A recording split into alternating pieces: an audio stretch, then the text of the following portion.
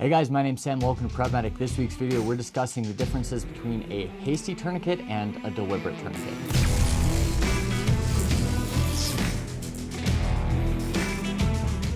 I highly doubt this is going to be one of my longest videos because the concept here is very simple, but it's something that I see kind of misconstrued online and particularly kind of over and over and over again.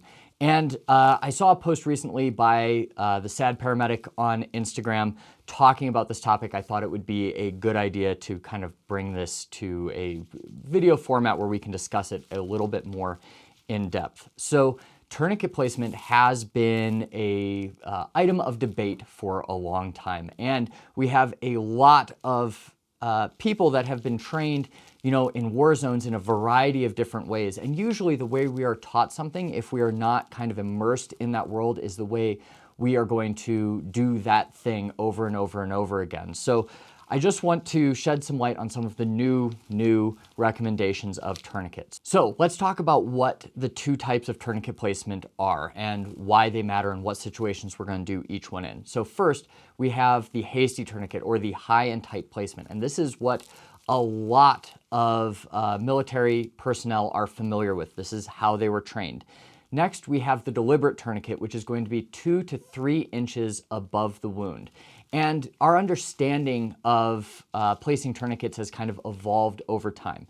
So in a hasty tourniquet, we're doing this because our environment is not safe. We have to go really fast, get that person out of danger, stop that hemorrhage, and then maybe we have to go back and address that threat. We're not talking about tactics and how they meld with medicine. That's not what this video is about. The other reason, though, we'll do this is if we cannot immediately identify where the patient is bleeding from. An example of this is going to be like somebody skiing through the woods. They get, hit with a tree branch and we know they're bleeding. We see blood, on their clothing, but they're laying down, the blood spreading up and down their arm or their leg. I don't really know where that's coming from, but I know it's somewhere on their extremity. I don't have time or I don't have the equipment to get them out of their clothes in an expedient manner. So I'm just going to go high and tight because I know I'm going to encapsulate that bleed. I know I'm going to stop that bleeding as fast as possible. Those are really the two situations we're going to do that high and tight. So that first one is commonly known as care under fire if we're talking TCCC or TECC. So the second type of placement we're talking about is going to be your deliberate placement. And this is where a lot of the misconceptions come in. So this is 2 to 3 inches above the wound. And if you have the time to do it and you have the ability to see exactly where they are wounded, this is the better placement option for a couple different reasons. So we used to believe that 2 bone compartments, so your radius ulna in your arm and then your tib fib in your leg, we used to think that we couldn't compress those compartments successfully with a tourniquet to stop blood flow because we're not squeezing those arteries directly against a single bone, such as the humerus or the femur in the legs.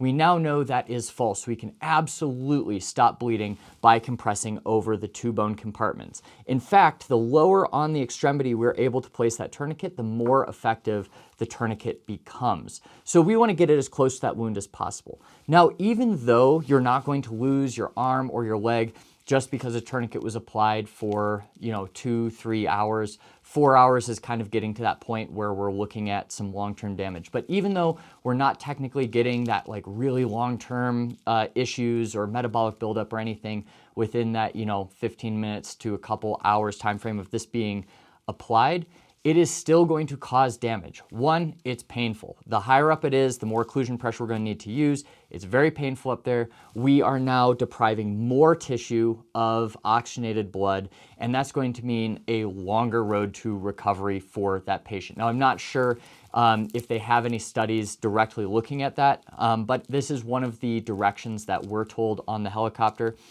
We want to take those hasty tourniquets and move them 2 to 3 inches above the wound when time allows. Now, we're not really moving that tourniquet. We're placing another tourniquet, then removing this one.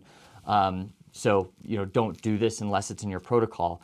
But we want to cause as little damage as possible and let as much tissue reperfuse as possible with our placements. So again, we do this if we know exactly where they're bleeding from. We can accurately determine what 2 to 3 inches above that wound is. But in a really, really hasty situation where we're care under fire or we can't identify it right away, we're gonna throw high and tight, and we can look at converting that down lower at a later time. Obviously for placement, we're not going to go over a joint. So, if you're injured right here, 2 to 3 inches above that is going to be my elbow. I'm not gonna put it on the elbow. We're gonna go just a little bit farther up. But we still don't need to go high and tight for every single placement. And the reality of tourniquet placements in especially a civilian environment is that most of the time this is not going to be, care under fire. Like you can have arterial hemorrhages caused by gunshots, but in my, 10 plus years in EMS, I have applied way more tourniquets to people that have had, chainsaw accidents, have put their arms through plate glass windows, that have been in construction accidents or heavy machinery has rolled over something. Like these are the instances where I've applied tourniquets. Very rarely have I applied a tourniquet for an actual violent encounter. So just keep that in mind. Look at your placement strategy for your tourniquets. You can always go high and tight if your brain is just malfunctioning. You can't think, did Sam say half an inch above that wound? Did he say 3 inches? Did he say 5 inches? If you can't think in that mode, you can absolutely put high and tight.